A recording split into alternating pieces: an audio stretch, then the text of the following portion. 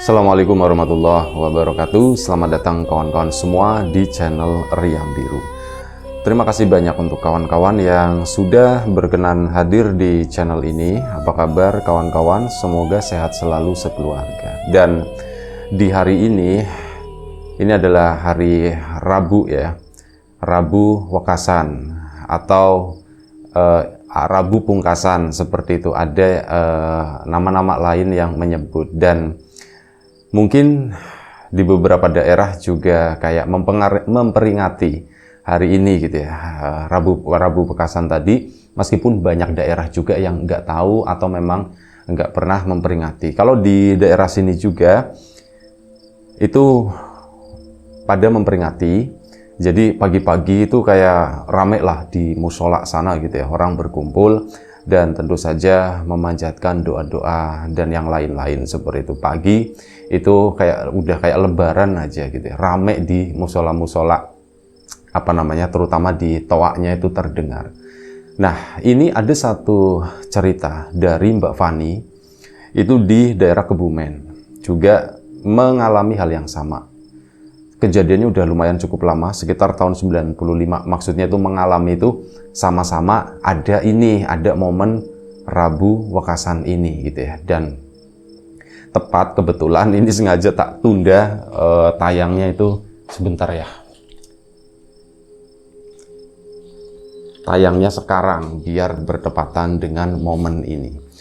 Nah, Mbak Fani itu menceritakan tentang satu kejadian di tahun 95 di mana bertepatan dengan hari ini kayak sekarang ini ya, Rabu Wekasan itu tadi. Nah, ini di tahun 95 tersebut, Mbak Fani itu udah usia remaja lah. Dan di kampungnya itu memang kalau misalkan malam Rabunya, karena hari Rabu Wekasan ini kebanyakan, itu yang mereka kan di kampungnya Mbak Fani itu kebanyakan wira swasta gitu ya. Mereka tuh punya usaha-usaha rumahan sendiri maupun jasa gitu. Nah, setiap Rabu Wekasan itu kayak udah tradisi, pokoknya libur gitu. Semuanya itu libur, dan ya waktu itu libur lah. Nah, ini buat para pengusahanya atau buat para karyawannya, ini kan ya udah kayak satu momen sendiri lah, besok itu libur kerja gitu. Dan sebelumnya sore harinya itu juga mereka itu pulangnya tuh cepet, jadi sekitar jam 2 siang itu udah selesai semua. Mohon maaf, mau bersin ini. Dan karena itu tadi dianggap momen spesial, oh ini malam ini libur dan besok juga libur kerjanya. Nah, makanya apa, ini anak-anak muda, mereka itu pada sebelumnya, beberapa hari sebelumnya itu udah kayak janjian, mereka itu yuk bikin acara gitu kan. Acaranya apa? Yuk bakar-bakaran atau apa? Bakar rumah? Jangan, bakar ayam, bakar kodok atau bakar apa, pokoknya bakar-bakar itulah. Nah, bakar-bakaran dan akhirnya bakar ayam gitu ya. Ini orang-orang pun ya pada setuju, anak-anak muda termasuk Mbak Fani. Dan pada waktu itu Mbak Fani itu punya seorang kakak, itu namanya anggap aja Dimas gitu ya. Nah, Mas Dim ini itu salah satu pemuda yang temannya itu banyak. Rumahnya itu suka buat ngumpul-ngumpul. Sebenarnya perasaannya Mbak Fani waktu itu, ini teman-temannya Mas Dim banyak dan betah ngumpul di rumah ini. Sebenarnya bukan karena Mas Dimas gitu. Terus apa, Van? Ya, karena ada aku, katanya begitu ya. Mbak Fani mungkin merasa cantik waktu itu, dan banyak teman-temannya Mas Dimas itu yang sebenarnya punya, ya ada udang di balik batu begitulah, ada sesuatu yang diinginkan gitu, ngirik-ngirik adiknya gitu ya, mungkin seperti itu pikirannya Mbak Fani. Makanya ya sewaktu masih muda dulu, Mbak Fani juga merasa cantik waktu itu ya, dikit-dikit tepe gitu ya, tepe-tepe tebar pesona seperti itu. Saat teman-temannya Mas Dimas ke sana langsung catwalk gitu ya, enggak ya, maksudnya begitulah, intinya tuh teman-temannya Mas Dimas itu pada sayang sama Mbak Fani, akrab begitu ya, mereka itu santai lah gitu. Dan malam itu yang datang, yang ketiban kebetulan, yang dapat jatahnya kan Mas Dimas jelas teman-temannya itu pada ke situ. Adalah lebih dari 10 orang itu cowok-cowok semuanya. Tapi kata Mbak Fani nggak ada yang ganteng waktu itu. Jadi makanya Mbak Fani itu biasa aja. Sama ada teman-temannya Mbak Fani, ini yang cewek-cewek juga akhirnya ya pada nimbrung di situ. Mereka itu satu kampung ya semuanya. Malam itu rame lah. Ada mungkin 20 orang lebih itu pada nongkrong di depan rumahnya Mbak Fani. Kebetulan halamannya juga lumayan cukup luas. Kanan kirinya itu masih ada kebonan, tapi langsung disambut sama rumah yang lain. Bukan kebun, kayak pekarangan begitu ya. Satu sisi itu buat area jemuran, buat ngediriin antena TV dan sebagainya. Di situ juga kadang sering dipakai buat main bulu tangkis juga. Di sisi satunya itu pekarangan yang ditanemin tanaman-tanaman semacam itu. Nah ini di depannya itu luas, pada ngumpul semua di situ. Mulailah bakar-bakaran itu tadi. Awalnya kan dijadikan satu, cuman awalnya itu sendiri-sendiri. Mas Dimas belanja sendiri, Mbak Fani sama teman-temannya juga belanja sendiri, tapi akhirnya disatukan. Merasa yang cewek ini terlalu kebanyakan, jadi wah itu cewek segitu ndak habis, orang bakalan enteng samono gitu kan, nggak bakalan habis gitu. Mrene, bawa sini. Tapi ini dirampok sebagian sama yang cowok-cowoknya, cewek-cewek ndak apa-apa lah gitu ya. Dan akhirnya sudah malam itu acara bakar-bakaran pun dimulai. Tahun 95 ya. Kawan-kawan mungkin ada yang belum lahir gitu, atau mungkin ada yang masih muda-muda, seumuran Mbak Fani mungkin ya. Tahun 95, di kampung itu masih syahdu, orang-orangnya itu kompak. Kalau sore itu pada ngumpul, pada main bareng, pagi pun juga sama seperti itu. Orang belum terlalu disibukkan dengan yang namanya rutinitas, yang namanya tuntutan ini itu. Jadi masih lumayan cukup santai lah kehidupan orang-orang di kampung itu. Beda dengan kondisi sekarang, semuanya itu serba buru-buru begitu ya. Kalau dulu tuh enggak santai, meskipun mereka bekerja, tapi ya bekerjanya santai, yang penting kelar gitu kan, yang penting kelar dan bener juga. Kebutuhan juga mungkin tidak terlalu banyak ya, yaitu malam hari pun sama ramai. Nah ini di malam Rabu Wekasan ini atau Rabu Pungkasan itu pun ramai. Ngumpul di sana mulai bakar-bakaran. Acara mulai sendiri bakar-bakaran itu sekitar jam 8 malam. Biasanya selesai itu ya maksimal itu sekitar jam 11 lah. Atau mentok-mentoknya ini yang cowok-cowok temannya Mas Dimas itu sampai jam 12. Atau kadang mereka karena besoknya libur itu bisa pagi baru selesai. Nah ini lagi bakar-bakaran. Udah mulai makan gitu kan. Udah mulai mateng, udah mulai dimakanin, dan saat lagi makan tersebut, ini ada satu anak cewek temannya Mbak Fani, itu namanya Mbak Dian. Dia lagi makan, dapat jatah ayam itu kan, dikecapin dan yang lain dibumbu-bumbu seperti itu, makannya pakai daun pisang digelarin di sana. Yang cewek sendiri, yang cowok sendiri. Nah ini di rambuannya yang Mbak Fani itu, si Mbak Dian kan makan. Begitu baru satu suapan, Mbak Dian itu langsung dilepeh gitu ya, langsung dikeluarin lagi. Keluarin lagi kan yang kenapa Yan? Kenapa gitu kan? Udah tahu rasanya kok aneh ya, kata Mbak Dian begitu. Rasanya kok aneh ya. Loh, aneh kenapa? Ayamnya enggak jawab waktu itu ditanya aneh kenapa. Ayamnya tuh langsung dibuka. Enggak tahu waktu itu dapat dada, paha atau apa enggak tahu ya. Pokoknya langsung dibuka, disobek begitu. Nah, begitu disobek, mohon maaf, di dalamnya itu masih ada belatung. Belatungnya tuh mohon maaf ya, bukan belatung yang hidup, mungkin karena udah dibakar kali ya. Belatungnya itu mati, cuman ya ada jenazah, ada ininya, ada bangkainya itu gitu ya. Ada bangkai belatungnya itu tadi. Itu langsung Mbak Dian itu langsung ini ya, langsung mual gitu kan, langsung oek begitu minggir. Yang lain pun langsung sama seperti itu, dan pada inisiatif ngebuka ayam-ayam itu tadi. Dibukain, cek. Sama mereka pun ada yang enggak. Dan Mbak Dian waktu itu kebetulan memang yang nyuap pertama kali. Yang lain juga ada yang nyuap, cuman nggak nyadar gitu ya. Nah begitu kayak gitu kan pada teriak gitu kan anak-anak cewek, ini belatungan ayamnya belatungan seperti itu. Loh, yang cowok-cowok kan langsung, belatungan, udah pada ngecek semua. Yang cowok pun sama. Itu ternyata begitu, pada ada belatungnya. Akhirnya apa? Malam itu benar-benar ayam itu ndak dimakan. Ya sudah usah dimakan, ndak usah dimakan, kumpulin. Dan tentu saja ya sedihlah mereka gitu ya. Asem gitu kan. Kok bisa begitu sih? Yang disalahkan tentu saja siapa? Yang jual ayam. Yang jual ayam kebetulan itu tetangga. Mereka tuh belinya sama itu, memang jualannya tuh ayam di pasar. Langsung malam itu juga, gara-gara itu ya kondisi seperti itu, kumpulin. Sini masukin kresek, bukan enggak, waktu itu masukin tampah gitu dari anyaman bambu itu yang lingkaran itu. Masukin ke situ ayam-ayamnya, nasinya tuh enggak usah. Dibawa ke rumah yang jual ayam. Rombongan gitu kan ke sana. Dan udah begitu sampai ke sana, kebetulan yang jualan itu belum tidur, jadi mereka juga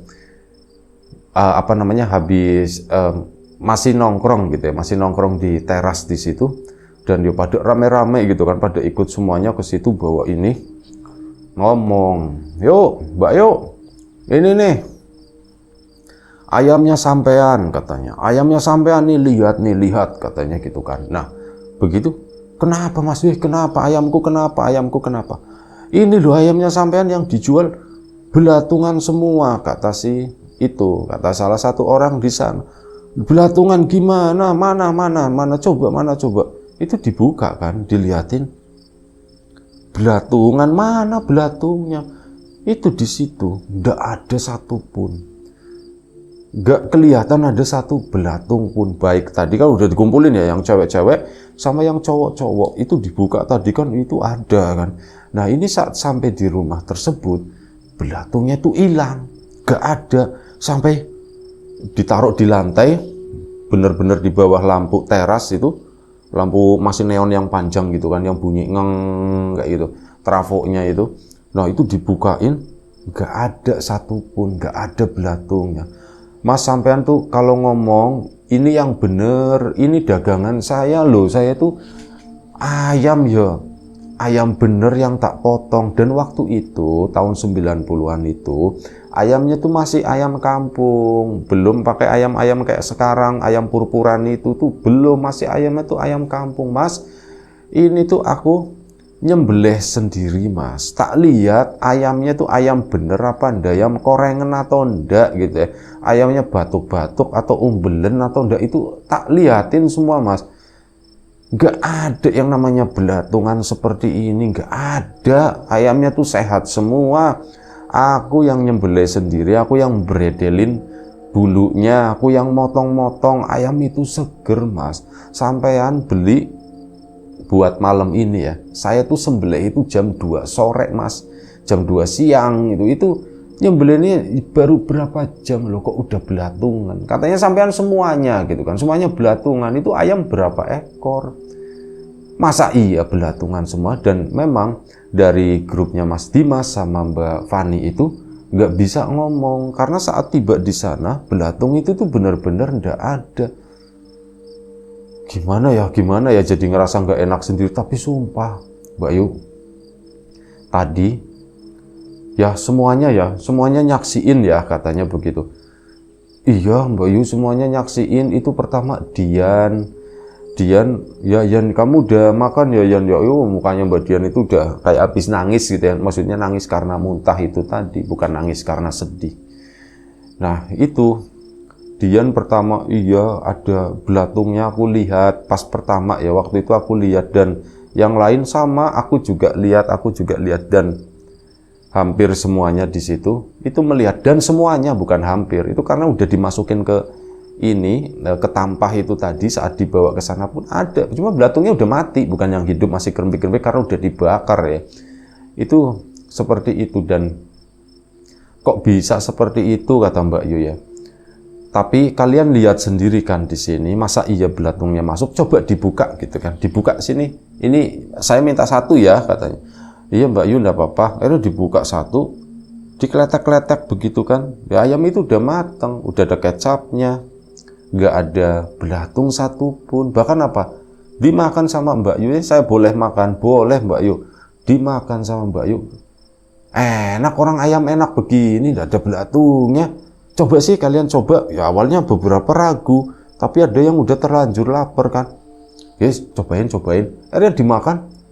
Iya, enak aja, tidak ada belatungnya, bersih, tidak ada belatungnya. Dan akhirnya ya beberapa dari mereka yang udah nggak terlanjur nafsu makan ya ada gitu kan. Cuman yang cowok-cowok itu terutama ya sudahlah dimakan di sini, yang dimakan.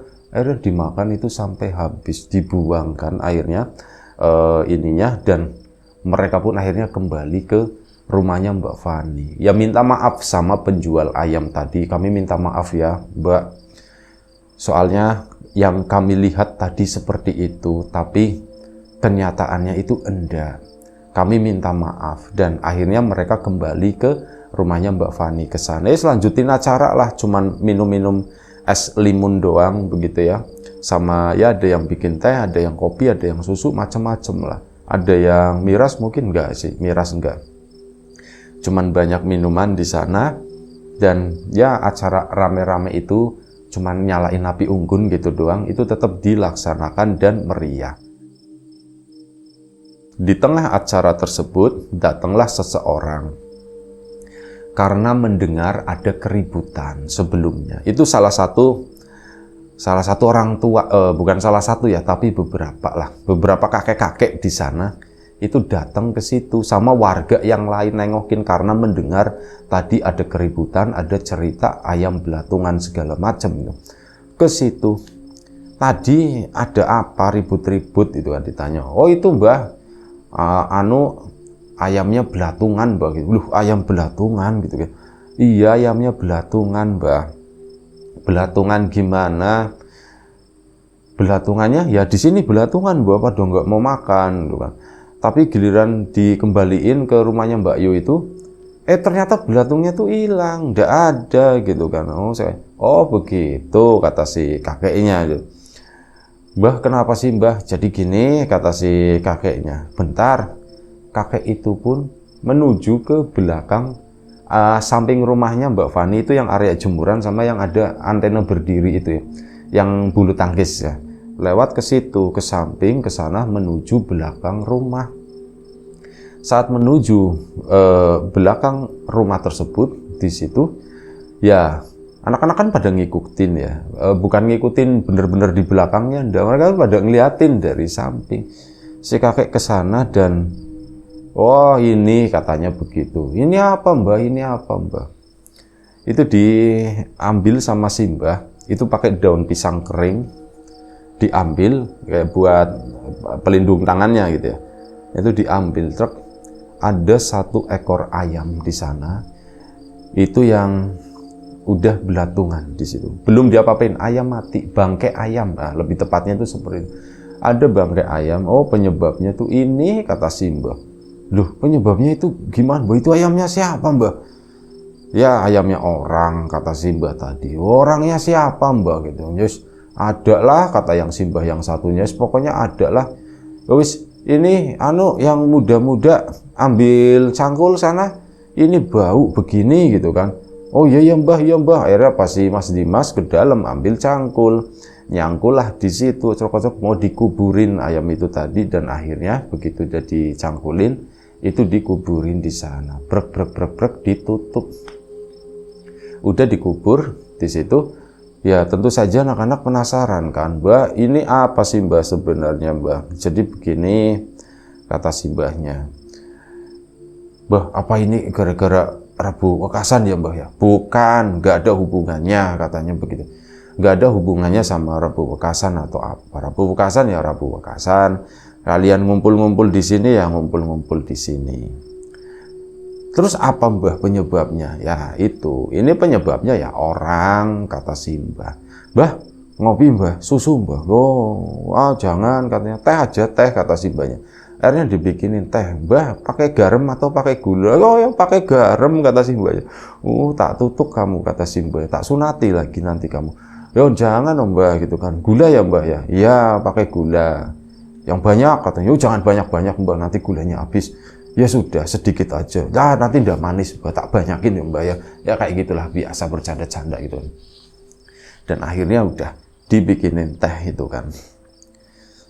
Nih Mbah, tehnya itu panas gitu, atau gitu. Masih panas enggak? Masih panas Mbak, nanti minumnya nanti jam 1 atau jam 2 pagi. Lah sama aja bohong, nanti si Mbak udah pulang. Ya udah Mbah, ini tinggal diminum aja katanya begitu. Oh ya wes, matur suwun kata si Mbahnya. Gimana Mbah? Ada apa sebenarnya Mbah? Kita di sini kan ya ngumpul-ngumpul nggak setiap hari, dan kami juga tidak melakukan sesuatu yang buruk Mbah, cuman silaturahmi, ngumpul-ngumpul begini, bakar ayam bareng-bareng, niatnya mau dimakan bareng, tapi kok ada kejadian seperti itu, kok ada bonusnya, dapat kayak gitu Mbah, dapat ulet katanya begitu kan. Ya ini ada yang nggak suka sama kalian. Loh maksudnya nggak suka gimana? Orang, nggak semua orang suka kan dengan kita katanya.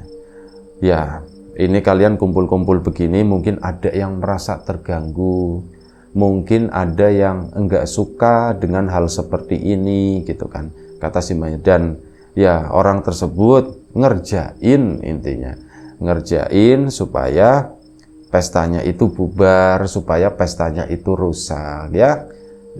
Dengan cara bagaimana si Mbah juga enggak ngerti katanya, tapi itu yang si Mbah tahu itu hanya sebatas itu. Kalian itu lagi dikerjain. Oh siapa Mbah orangnya Mbah? Bilang Mbah katanya.